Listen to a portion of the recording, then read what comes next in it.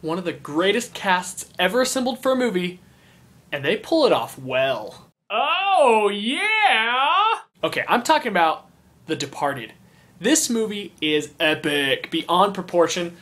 It is my second favorite movie of all time. It's tied for second place with Gladiator and The Dark Knight. The Departed is a very complex movie. It's directed by Martin Scorsese, the director of Goodfellas, Casino, Raging Bull Taxi Driver, Gangs of New York, The Aviator. Amazing films. He's not made a bad film that I can think of. He also directed Hugo. So this guy knows how to direct. And this is the only one that he's won Best Picture for. I don't know why. I think Goodfellas should have won. I think Casino should have probably won. I think Gangs of New York should have been up there higher than it was. Hugo should have won this year, so he should at least have 3 or 4. And then Taxi Driver back in '76. A lot of critics say it should have beat out Rocky. So you've got probably the greatest director to ever direct. Directing one of the best casts I've ever seen in a film. Okay, this film has Leonardo DiCaprio, Matt Damon. They're both like co-stars in this movie.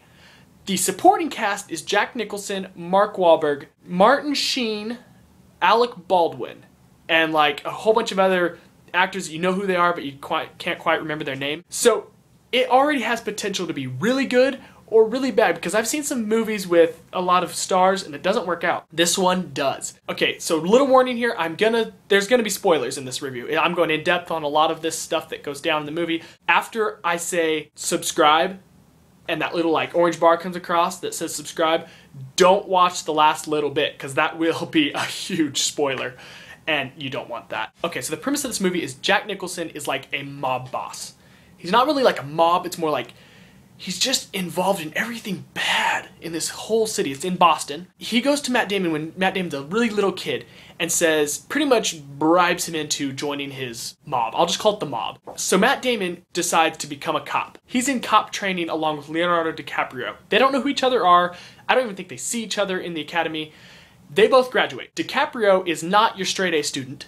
Matt Damon is. Matt Damon graduates high honors, already an officer coming out of training. I mean, he's high up there. He did that so he could work for Jack Nicholson's mob in the police department and tip them off when there's going to be raids. Okay, so that's why he became a cop. Then DiCaprio goes and wants to become a really high officer also, but they need somebody, the cops need somebody to infiltrate the mob and be their rat inside the mob. So we have DiCaprio as a rat in the mob working for the cops, and you have Matt Damon working for the mob in the cops. You know what I mean? So it's like they're like this. One's working one way, one's working the other way. They don't know who each other are, and it goes on like this for a while. And they can never catch Jack Nicholson in the act of a crime because Matt Damon's always tipping off Jack Nicholson. And as this is going down, there's crazy stuff that's happening. I mean, great dialogue in this movie, and like just everything that happens is just quality. He really knows what he's doing, Scorsese does, when he puts a film together. Then the two cops that DiCaprio reports to are Mark Wahlberg and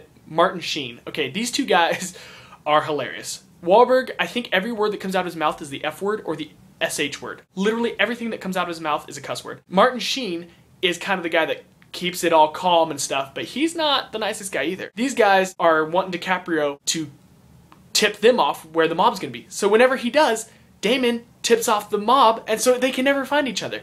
So it just keeps going on like this, and you're like, man, when are they gonna catch the bad guy? Then the cops find out that there is a rat in the police department. They don't know it's Matt Damon, so they tell Matt Damon, who's a high officer, we have a rat. And so he's like, oh, I'm gonna find that rat. Well, he's trying to find himself, and of course he's never gonna.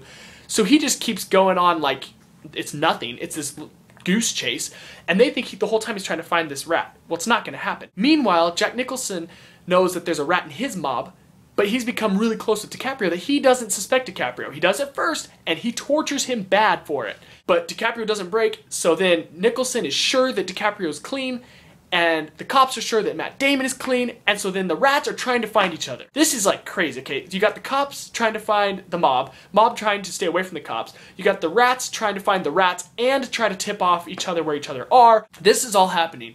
Meanwhile, there's like this therapist that is supposed to help like Matt Damon and them like cope with killing people because they're cops and they have to meet the therapist. And she's like sleeping with both guys, DiCaprio and Matt Damon. And so it's like, oh my gosh, she's actually like living with Matt Damon, but DiCaprio does some stuff with her. And neither one know about each other. And she doesn't know that they're both looking for each other. And it's just like this crazy mess. As it progresses, Matt Damon's getting closer and closer to being found out by DiCaprio. And DiCaprio's getting closer and closer to be found out by Matt Damon. So it's coming down to the wire. And there's a few parts at the end of this movie that are just so crazy. I highly recommend this movie to anybody that can stand a lot of cussing and pretty intense violence. There's a few parts in this movie that are like pretty graphic, but the story involved is so epic, and how much corruption can lead to stuff and what the mob is all about. There were some great performances in this movie. I think Mark Wahlberg was the only guy that got nominated for Best Supporting Actor in this movie. I don't know why, because it should have been DiCaprio or Matt Damon or Jack Nicholson first. Neither one of those three got nominated for anything, so congrats to Mark Wahlberg, I guess. This movie did win Best Picture, deserved every bit of it. The soundtrack is amazing. Howard Shore did it. He's the Lord of the Rings guy, the guy that did Hugo. He's in a lot of Martin Scorsese films. So the soundtrack was spot on. It won Best Picture. The cinematography was great. The whole movie itself was epic. I highly recommend it. It's a perfect 10 out of 10 on every level. If you have not seen this movie, watch it now, because you will not be disappointed, but make sure you watch all the way to the end. And even if you have seen it and you haven't seen it in a while, watch it again. So that's what I got. Let me know what you thought of the movie. This is a shout out to you, Seth, because I know you wanted me to do this review, and here it is. So please comment below what movie you want me to do next. Please subscribe as always. Peace out. So then the movie goes on, and here are going to be some spoilers. And it all comes down to the end of this movie when the mob will not leave this spot that Matt Damon tips them off about, because he's sure that it's not going to be, that they're clear. Jack Nicholson is sure, but little does he know that DiCaprio the whole time is telling the cops where they're at. DiCaprio's like right there beside Jack Nicholson. I mean, he's right there. So Matt Damon drives up with the cops to arrest Jack Nicholson, and this big gunfight goes down. Jack Nicholson, who's been Matt Damon's friend this whole time, ends up getting shot. And Matt Damon goes and finds him, and he's like gonna help him out, and then the guy, Jack Nicholson, just does not want to lose, and you find out that he's been a police informant. Also, he's been informing the cops and the FBI about drugs that have gone down at other places, so he doesn't get caught and other people do. And so Matt Damon's so mad about this that he ends up shooting Jack Nicholson. Doesn't quite kill him, but Jack Nicholson tries to shoot him again, and Matt Damon just pops like 8 rounds in him. And so, boom, the end of Jack Nicholson. You're like, oh my goodness. Then it goes on without Jack Nicholson for a while. And then Leonardo DiCaprio is with some of the guys in the mob, not Matt Damon, he's off being a cop still. And he meets with his cop buddy on top of a building. He meets with Martin Sheen. And they're on top of this building. Matt Damon tipped them off, the other mob guys, that he's gonna be here. The Rat is up on that building. They go up there. Matt Damon goes up. By this time, DiCaprio's found out that Matt Damon works for the mob. So Matt Damon comes up and is yelling at DiCaprio. Meanwhile, Martin Sheen has been pushed off the building, dies. So he's out of the picture.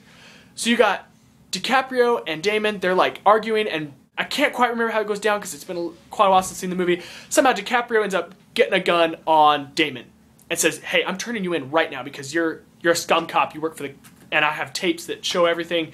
I've recorded it all. I know you're a bad guy, and you're gonna get fired and you're gonna be put in jail for life, probably. He's going down this elevator of this building. The elevator doors open, and this guy pops DiCaprio right in the head, dead. I was like shocked. Where did this come from? DiCaprio just died. The most crazy, not what I was thinking scene that I think I've ever seen in any movie. It was just like, opens the door and pop, he's dead. And you're like, oh my goodness, DiCaprio's dead.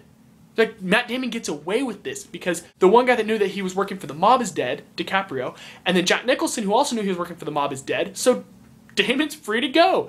Little does he know that DiCaprio had sent these tapes to Matt Damon's girlfriend to watch and turn into the cops. So she listens to these tapes, turns them into the cops. So Matt Damon thinks he's home free, okay? Everybody else has been taken care of. Some of the mob have been arrested and everything.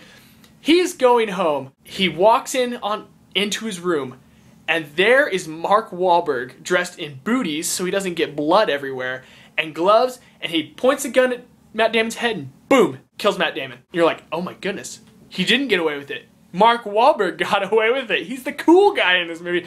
End of movie. I was shocked.